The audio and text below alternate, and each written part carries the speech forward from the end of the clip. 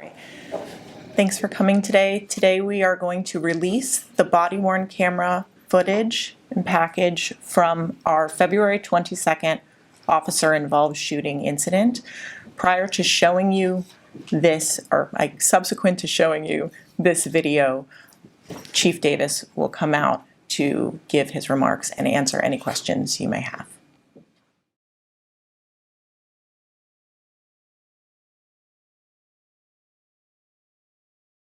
Around 6:13 p.m. on February 22nd, a man, later identified as Timothy Johnson, 37, of Washington, D.C., entered Nordstrom located at 8075 Tyson's Corner Center.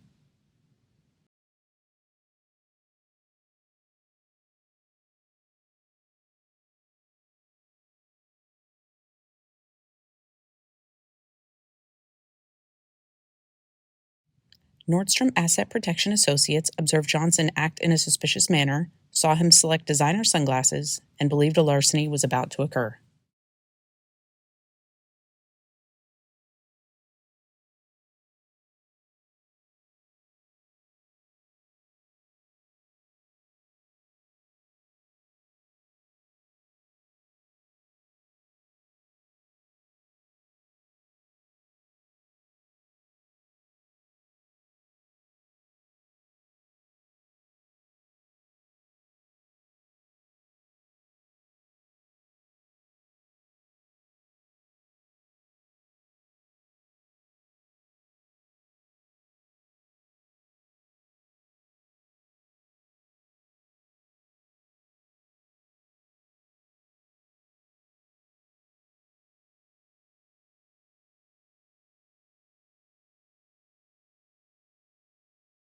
At 6:23 p.m., Nordstrom Asset Protection called our Tyson's Urban team, who responded to the store. A plainclothed officer observed Johnson in the vicinity of an anti-theft alarm at the store's interior exit when it was activated. Johnson turned and walked towards the parking garage exit.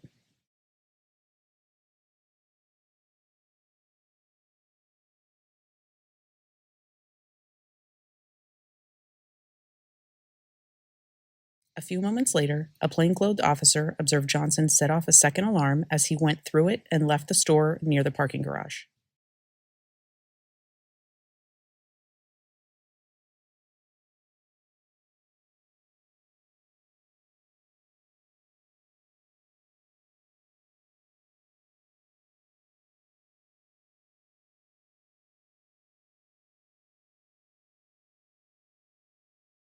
Plainclothed officers followed Johnson into the parking garage and observed him go down the stairwell.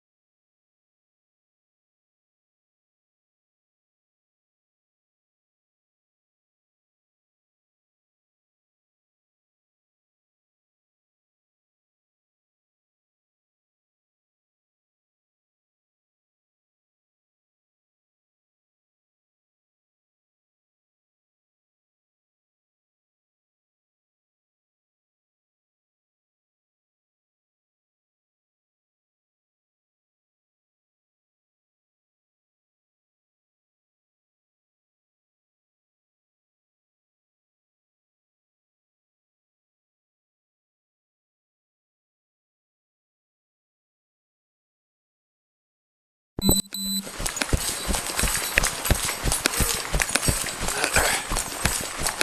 set off sensors, right? Yeah.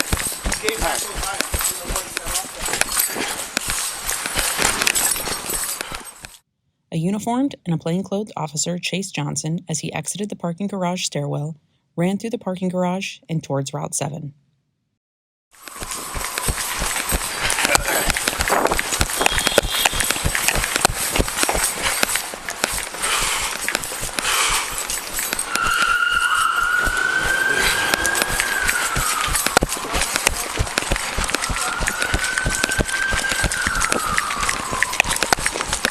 Got the radio.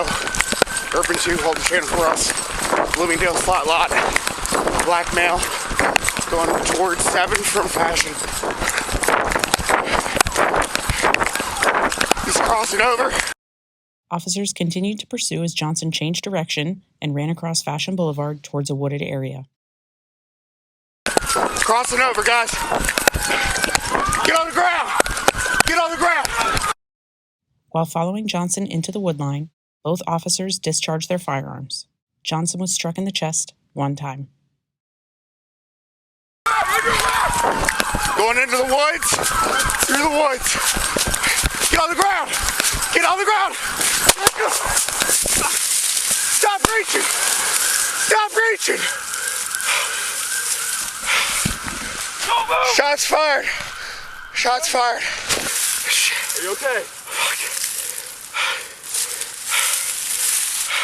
Don't move! God damn it.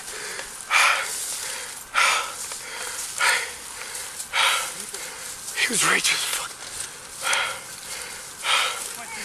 No. Oh my God. Are you hit? Are you hit? No, I don't think so. What happened? Hold on, wait. Reaching. What happened? Hold on. Are you good? We need an ambulance. Get him. Help him. Officers immediately rendered aid until fire and rescue personnel arrived. Right now, officer 10-4.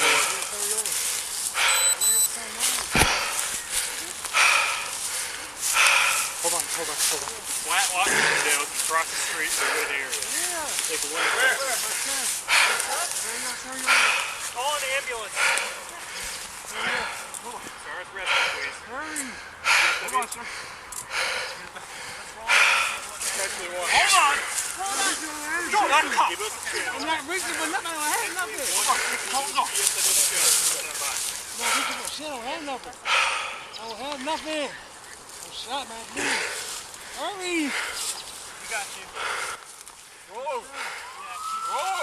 Hey, we need a chest seal. Chest seal. Chest seal. Sir, what's your name? Harry? I'm gonna cover it. Okay, let's get a chest seal. It looks like 1. Can we get some better light on there? Yeah. It's 2? Okay, we got you. Knee off me, please.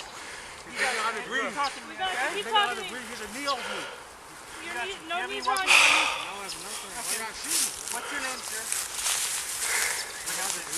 Sir, what's your name?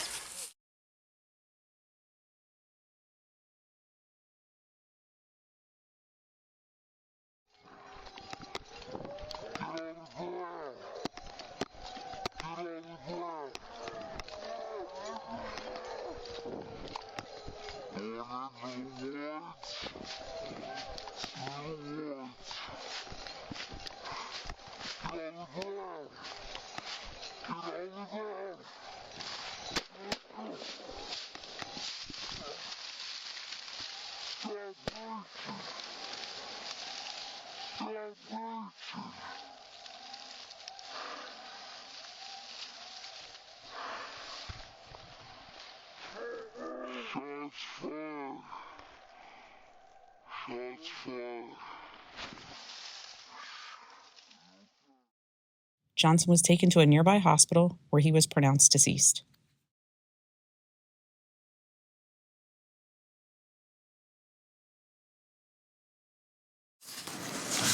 Good afternoon, and thank you all for coming.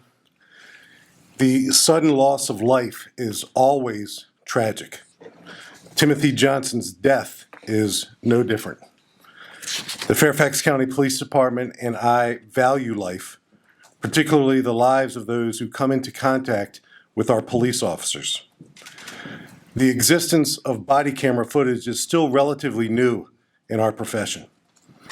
Best practice transparency policies like our very own that promise to share body camera footage with the community are good for police-community relationships. It establishes legitimacy and builds trust. More often than not, the police body camera footage speaks for itself. This time, it does not. We are releasing this body camera footage just 29 days following the death of Timothy Johnson. The video is evidence in the ongoing criminal investigation. I will not characterize the evidence. I will not offer an opinion on the evidence. There is an expectation that we should be in a position to do so, and I absolutely understand that. But doing so now would compromise the integrity of the criminal investigation. The criminal investigation and the administrative or internal investigation are conducted independently, yet concurrently. Prior to 2022, administrative investigation interviews would be deferred until the criminal investigation, to include a prosecutorial decision, concluded. Our new policy puts me in a position to make administrative or internal decisions in a more timely manner. From that, one of the two discharging officers remains on modified restricted duty. The other discharging officer has been served a notice administratively separating him from the Fairfax County Police Department. This notice was served today. He will no longer be a Fairfax County police officer. The criminal investigation continues. I and we must adhere to established due process protocols that ultimately serve to protect the integrity of our criminal investigation. Before we get to questions, please understand, and I know you do, my limits on answering some of your questions. I have never been a no-comment police chief. I have never been a no further questions police chief. Standing behind this lectern to answer your very last question is something I'm proud of over many years as a police chief. This time, however, many of your questions will be answered as this very active investigation continues to unfold. So thank you for respecting that. And now I'll take some questions. Julie Carey. Chief, can you tell us why the officer has been fired, separated from the department? What about his actions that night caused you to take that action? So the separation, the administrative separation from one of the two officers from the Fairfax County Police Department is because the officer's actions do not meet the expectations of our police department. They do not comport with our general orders, our policies, and our procedures. So in more simple terms, he violated policy, and specifically if you can tell us which policies were violated that night. So Julie, I had to be careful because I got to keep the administrative comments separate from the nature of the ongoing criminal investigation. So I'll just reiterate that the separation of one of the two officers is because there was a failure to live up to the expectations of our agency, and in particular, use of force policies, protocols, and procedures. Yes, sir. Matt. Chief, can you say who this officer was that's no longer with the police department, and is he the one wearing the body camera?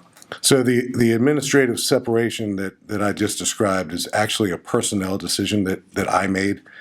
We released the two names of the police officers 10 days after this fatal officer-involved shooting, and I'll refer you, Matt, right after the press conference to our Public Affairs Bureau for any clarification on the names. And is there any indication as to why they fired their guns? And Matt, that's part of the ongoing criminal investigation that I described.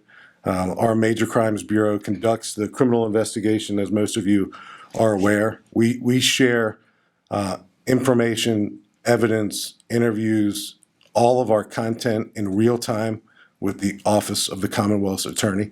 There's no gap in our communication with that criminal investigation. So our criminal investigators in major crimes share all that information with the Commonwealth. And again, it's an active criminal investigation, so I'm not going to characterize the evidence. So, Mark.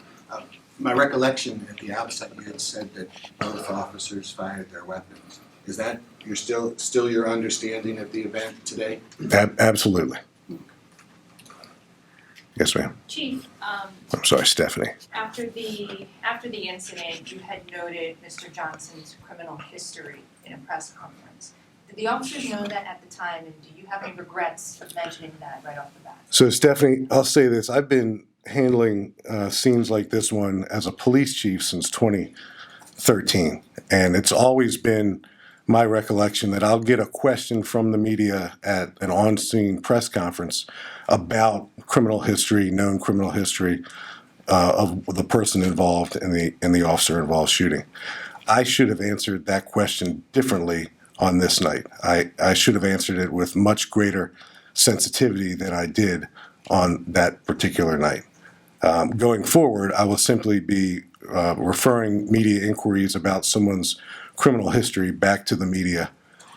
There's mechanisms that you all can look that up yourselves, but certainly I could have been more careful with my words, and to the extent that those words caused any harm to the Johnson family, I apologize. And did the officers know that? Did they know his history at the time? Yes. I know at the time of the officer involved shooting, they did not. No, they didn't even know who he was. Olivia. Do the officers involved have a use of force history, and what is that history if there's one? So again, I got to be careful with personnel issues, administrative investigations. To answer I think the intent of your question, is there a history of officer-involved shootings with either officer? There is not. And to the best of my knowledge, there's no significant disciplinary history associated with either of the two police officers. Stephanie. Chief, I know you made some comments on what you can and can't say, but the question is really, do you feel that the use of force in this case matched the situation? And what is the message you have to the community with response to not only what happened, but the actions you've taken and announced today? So, Stephanie, I'll just kind of reiterate the fact that our administrative investigations always used to begin at the same time as the criminal investigations, but we would always wait until the conclusion of the criminal investigation before we would go forward with administrative or internal affairs interviews.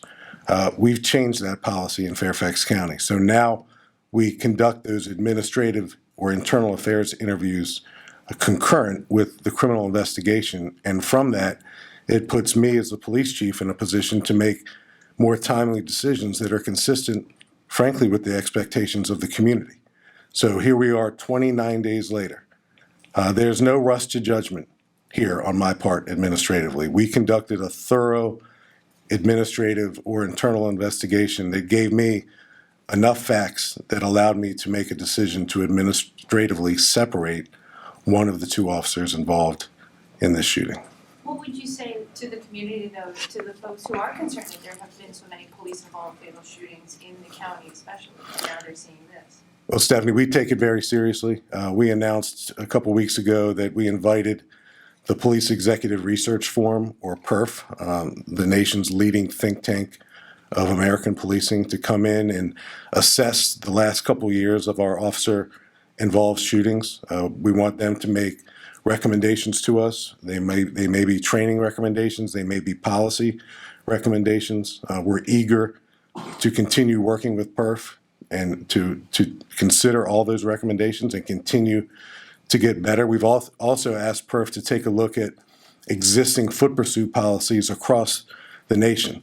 PERF shared with me that they can only find about 18 police departments across the country, 18, that have a foot pursuit policy. So there is no shining best practice out there. We're eager to hear from PERF and to listen to their recommendations. We also announced, and I think it made its way at least to a recent Today Washington Post article, that we introduced a foot pursuit data tracking policy. Anytime a foot pursuit occurs, it's now mandatory that it be documented, reviewed by a supervisor, reviewed by a commander, and ultimately reviewed by the police department. The foot pursuit training here in Fairfax County is actually rather sophisticated. There are foot pursuit classroom lectures, there are foot pursuit practical scenario-based exercises. We just have to take our training expectations and find a thoughtful way to introduce that into a policy that makes good sense for the safety of everyone involved and ultimately public safety. So what was it about this pursuit that you found problematic? Well, Stephanie, I'll kind of reiterate what I said earlier. The actions of the one officer that we administratively separated did not live up to the expectations of our agency and did not comport with our policies. And I'm going to leave that right there. And that's why 29 days after the fact, I've decided to take this action. Yes, sir. And With then regards to the officer who was separated from the department, you said that was a decision you made today. Is that correct? Or I'm just wondering what made you make that decision with the timing that you did? Yeah. So Max, right? So Max, I did not make the decision today. What I think I said was he was served with a notice that he's being administratively separated from the police department today. I've been involved in every briefing for the last 29 days regarding this incident, and I'm aware of the content of both the criminal investigation and the content of the administrative investigation. Those investigations take place simultaneously, and I have enough information that I believe has led me to this moment to make a decision to separate. Julie, and then Olivia. Back to general questions about foot pursuits. How often is your urban task force there doing foot pursuits to chase someone who is a suspected shoplifter? And is there any policy at all about whether to chase someone when it's believed it's a misdemeanor shoplifting type of things? So Julie, a couple of responses to your question. Our foot pursuit training speaks to a number of different considerations that we want all of our police officers to think about. The safety of the person that they're about to chase, their own personal safety, the safety or presence of passerbyers or vehicles or crowds, the conditions of the weather, the presence of darkness.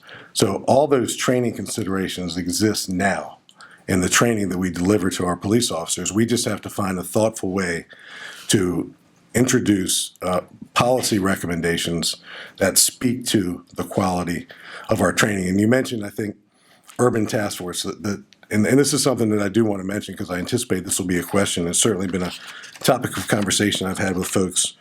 The Tyson's Urban Team, or TUT, was formed with Board of Supervisors approval in 2013.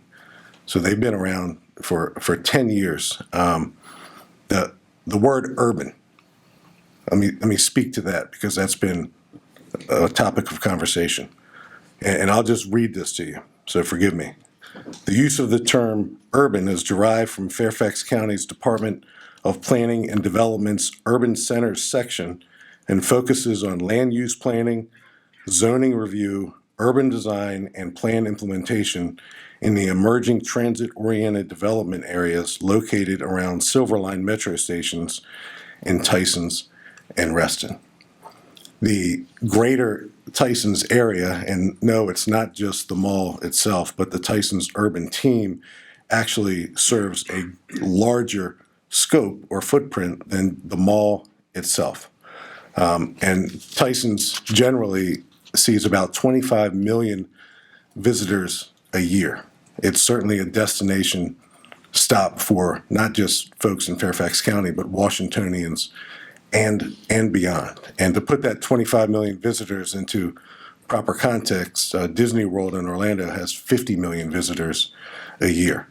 So there are certainly public safety considerations that exist in a densely populated area like Tysons. And the commitment of the Fairfax County government and our police department is to provide a presence. This Tysons Urban Team or TUT team, the vast majority of their interactions with persons are not proactive in nature. They're reactive in nature. And I just think that's important for folks to understand, and it's a conversation I'm willing to keep, to continue in the days ahead. So Olivia and then Mark. Olivia. I have two questions. First, and forgive me, you've already said this, but can you clarify which officer was given this administrative separation? Yeah. So what I mentioned, Olivia, is we've released the two names of the involved officers, and after the press conference, Public Affairs can answer those specific questions to the best of their ability. It's a personnel action. The administrative separation that I took is a personnel action. So I want to leave those remarks right there. The officer who discharged the fatal round was the officer who was administratively separated. Okay, thank you. And then following that, Yesterday, an attorney for the Cruz family, Cruz, the attorney for the Johnson family, characterized the shooting as an execution. I wanted to know if you had a comment on that or could elaborate on that. Yeah, so the video itself, again, just as a reminder, the video is evidence. So here's the new thing about body camera. Police departments across the country, and we're certainly, lead this conversation because we have a commitment, we have a policy that requires us to release body camera footage because we in the community believe that's a good idea. But in essence, we're showcasing evidence that may be part of an upcoming criminal matter. So I'm not going to characterize the evidence or the video the way I guess this attorney characterized it, but I'll just, you all saw the video yourselves. So if that's your characterization, I don't know if it is or it isn't, but I can't speak to why the attorney used those specific terms to characterize it. Thanks. Mark. I think you answered the primary question there by saying the distinction between the officers. One, the officer who fired the fatal round. That's the distinction between the two. That is the primary one. But just technically, administrative separation is equivalent to firing, but I assume he has some civil service protections on view. Correct. Yes, ma'am. So two officers both fired their weapons at him. How come they're both not being treated the same way? Is it Jillian? Okay, Jillian. So there were two officers involved in this incident. One discharged 2 rounds, one discharged 1 round. The investigation, both the criminal investigation and the administrative or the internal investigation, independently looks at each officer's actions independently. So the officer who remains a Fairfax County police officer is on modified restricted duty because our assessment, that I'm not going to get into, of his actions that night did not necessitate anything at the moment greater than a modified restricted duty assignment. And I hope that makes sense. We want to be really careful both internally and with the criminal investigation to examine each officer's performance independent of each other. Yes, sir. As a point of clarification, for the modified restrictive duty, could you explain what that means as far as what that officer is doing on a day-to-day while on that? Typically, Max, a modified restricted duty assignment is an assignment that's administrative in nature, and it does not involve any public contact. Stephanie. The video that we saw, we heard the officer repeatedly say, "Stop reaching." In your investigation, can you say whether you were able to verify that that was in fact happening, or that was just something being said on camera? Well, keyword, Stephanie, investigation. It's still active, and I can't speak to that because it's still under active consideration in the criminal investigation. Matt. The same family attorney is wanting the Commonwealth's attorney to pursue charges. Any thoughts on that? So what I'll say again is that the criminal investigation that we conduct, every bit of information, evidence, interviews, anything you can imagine that we gather, we share with the Office of the Commonwealth Attorney. It's ultimately their job to make those types of considerations and reach those types of conclusions. So I'd probably encourage you to reach out to them. And with the release of the body cam footage, by any chance, any efforts to beef up security, maybe at Nordstrom or anywhere near Tyson's Corner Center? You know, the presence of not just Fairfax County Tyson's Urban Team personnel and the commitment of our police department to the Tyson's Urban Team is 16 officers. They don't all work at once. They have different shifts and days that they work and days that they're off. But there are 16 police officers generally assigned to the Tyson's area. The presence of loss prevention or asset management personnel at the stores is significant. So a lot of the stores, depending on its size, have a full-time or maybe part-time presence of loss prevention or asset protection personnel at the stores. But no, I've not engaged in any conversations with anyone about that. Yes, ma'am. Chief, Megan. In regards to the perf, are they looking at this specific incident? Is that included? No, so Megan, perfs, and that's a great question. What perf is doing is they're going back and they're looking at 2022 and particularly 2022 and 2023 trends, patterns. Their perf is not, and I'm glad you asked the question because I want to be clear. PERF is not independently investigating either criminally or administratively this Tyson's officer-involved shooting. What PERF does as a think tank organization is they look at our training, they look at our policies, and if there are gaps between our training and our policies, between the nation's best practices, they make recommendations to us that we can consider to adopt stronger practices. The anomaly of 2022 was we had 6 officer-involved shootings. I think, Stephanie, you alluded to that in your question. We, for the last decade, have averaged 1.5 officer-involved shootings a year. The first decade of the 21st century, the number of officer-involved shootings were significantly higher. Some of the years were 6, 7, and even 8. So as we look at 2022, we had 6. 2021, we had 1. So far in 2023, we have 1. The goal is 0, obviously. We don't want to have any officer-involved shootings. Each officer-involved shooting is different in so many ways, and PERF is independently looking at the circumstances, the officers, and every condition you can imagine associated with the officer-involved shootings to see if they can recommend to us, because they're the pros, they're the professionals, if they can make any recommendations to us that make us stronger. But did we ever recover any sunglasses from the area? Yes, two pair were recovered from the scene, but no firearms and no other weapons whatsoever were recovered, Megan.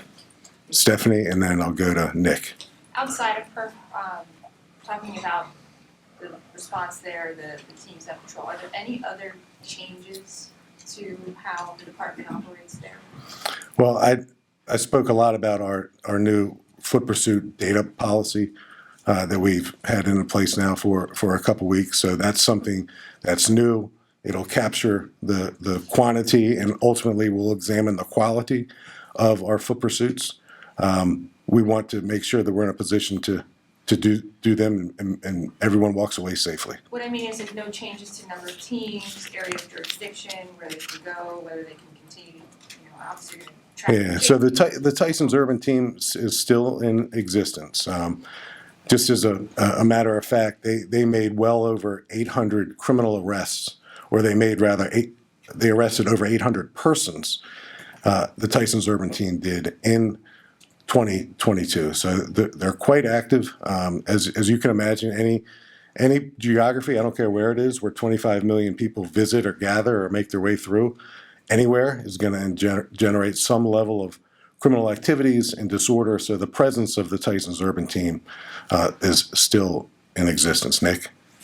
So we hear about how the theft of sunglasses set this whole thing off. And as a civilian, we watch police officers run really fast, chase the man down. Can you describe in your own words how serious of a crime you think the theft of sunglasses would be? Yeah, so Nick, I appreciate the question and I understand the sentiment and the emotion behind it. But I'm not going to characterize this particular incident. I'll just say what I think I've already said. Our training speaks to the severity of the crime. It speaks to the weather conditions. It speaks to the environmental conditions. It speaks to daylight versus nighttime. It speaks to all those things. So I realize, as does everyone in this room and everyone in our community, that the circumstances surrounding this officer-involved shooting demand and deserve our utmost attention and scrutiny, and I and we are committed to getting better. Any indication of how long the investigation will last?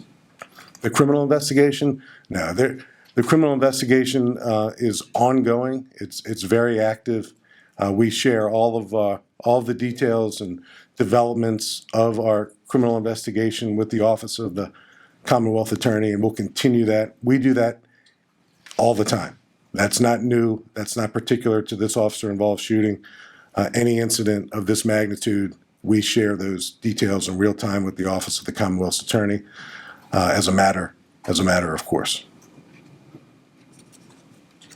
Yes, ma'am. Megan. This is the only body cam video view that we have from this incident?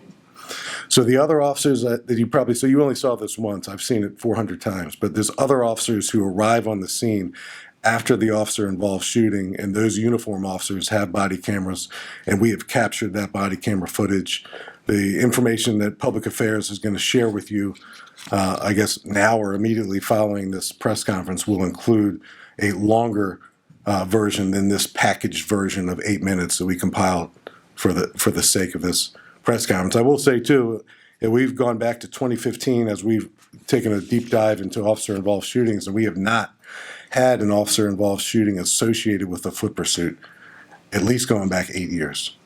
PERF, FCPD, we're taking a deep dive independently and together to really identify those areas that we can improve and get better on. Olivia. In the footage, when after the shots had been fired and multiple other officers came, they were describing a chest kneel. As someone who's not a cop, can you describe what a chest kneel is? So it was a chest wound, and it wasn't a chest kneel; it was a chest seal. So it's hard to pick that up. So one of the officers was treating Mr. Johnson and remarked to another officer to go get a chest seal, and that's part of the first aid equipment that all Fairfax County police officers carry. It's a seal that slows down, hopefully, bleeding and trauma. This is Yes, probably ma'am. a very stupid statement, but what are the commands that are supposed to be given before an officer would fire in this type of situation? You know, what is the correct policy to follow if you were going to be an officer while shooting? Each officer, I think I understand the question, and it's not stupid. Each officer involved shooting is different. Sometimes in a spontaneous interaction with a police officer, depending on the situation and the environment, there may not be time to say anything, and there may be nothing but time to react to a deadly threat. Now, I'm not talking about this incident. I'm speaking generically, but in the event that police officers are able to give a warning, we train our police officers to do so. It's just not conducive in every scenario. Our scenario-based training in Fairfax County, I'd put it up against anybody's scenario-based training in the country. We pride ourselves in being a well-trained police department with innovative and policies and procedures, best practice procedures that we don't just take from others, but we develop best practices ourselves that others across the country emulate. So we take all those training considerations very seriously. Diane, how are you, Diane? I'm good. Question on the disparity between the treatment of the two officers. My understanding from your general orders is that both of them would have been considered to exercise deadly force, right? Because a shot, whether it kills a person, is considered deadly force. Is that right? I'm sorry, Diane. Well, that's a precursor. Am I correct in that? And then I'll ask the question. Assuming I am correct in that, how do you reconcile the not firing the second officer with your regulation that says deadly force shall never be used to apprehend a fleeing misdemeanor unless they pose an imminent threat of serious physical harm or death? I just don't understand if they both shot how that would not be considered a use of deadly force and without having physical harm or death as a possible outcome. So Diane, this may not surprise you, but you kind of lost me. It's good to see you. I'll just kind of revert to what I said earlier, and I've said a couple times. Within 29 days of this officer-involved shooting, I've been able to examine facts and details that have led me to make this administrative separation decision. If you have any other specifics that I can't necessarily glean from your comment or your question, we can address those afterwards. Stephanie? Chief, the number of police officer involved fatal shootings from 2022, do you know the racial makeup of all of the people that were shot? 3 white and 3 African American. Thank you. Yes, sir. Max. In your tenure as police chief, have you ever taken the step of administrative separation for an officer who is involved in an officer-involved shooting? No.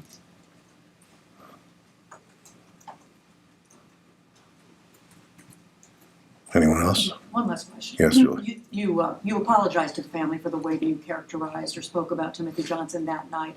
When they left the meeting yesterday, they said that they did not hear any other apologies. I mean, is there anything additionally that you would say to the family based on what you know so far? Yeah, it's it tears at all of our heartstrings anytime a life is lost. So there's a lot of emotion and angst and hurt and pain associated with this incident. I understand that. What I'll say about a question about someone who comes into contact with the police, a question that the media typically asks of us, surrounds the existence or absence of criminal history. And maybe it's a good opportunity, or maybe it's a thoughtful endeavor for all of us to think about the necessity of that question, particularly in the heat of the moment. I know I'm thinking about it. I'm thinking about how I answer it, and perhaps others may think about how they ask it. Anybody else? All right. Thank you all.